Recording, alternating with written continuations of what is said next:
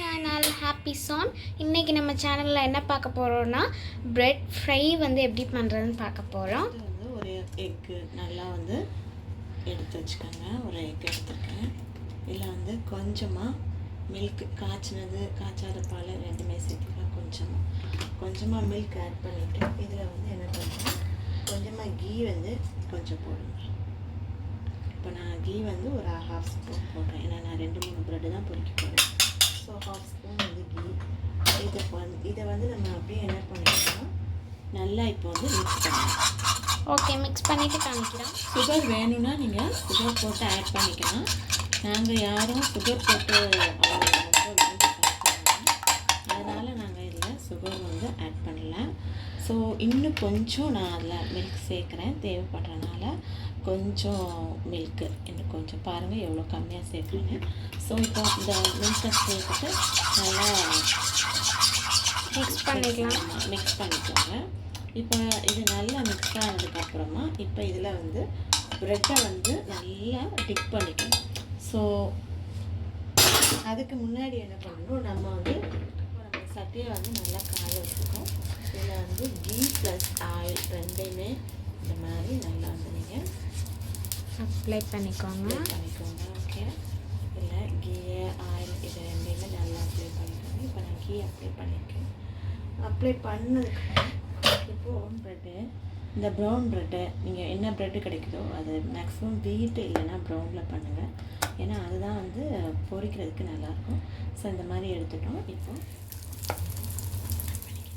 நெய் ஏற்கனவே தடவி இருக்கேன். லைட்டாக வந்து நம்ம ஆயில் விட்டுக்கலாம். பாருங்கள் எவ்வளோ லைட்டாக வருதுன்னு. இல்லைன்னா பக்கத்தில் ஏதாவது ஸ்பூனு அந்த மாதிரி வச்சு கூட நீங்கள் இந்த ஆயில் வந்து கொஞ்சம் நீங்கள் லைட்டாக விடணும். அதை சுற்றி இப்படி லைட்டாக அப்படியே விடணும். அவ்வளோதான், போதும். லைட்டாக ஓகே. இதுக்கப்புறமா நீங்கள் என்ன பண்ணுங்கள், கொஞ்சம் கீ எடுத்துக்கோங்க. ஏற்கனவே நம்ம கீ போட்டுருக்கோம் இல்லையா.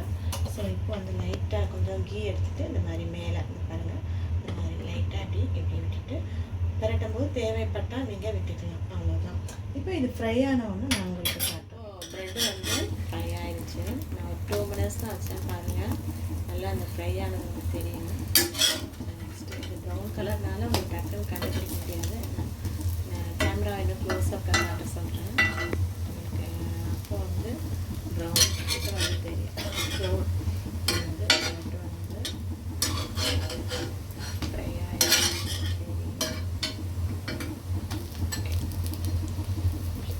ஸோ ஃப்ரை ஆகிடுச்சு. நல்லா நான் இப்போ ஃப்ளிப் பண்ணி போட்டுட்டேன். ஃப்ளிப் பண்ணதுக்கப்புறம் இப்போ ப்ரெட் நல்லா ஃப்ரை ஆகிடுச்சு. இப்போ வந்து நம்ம இதை எடுத்து சாப்பிட்டுக்கலாம்.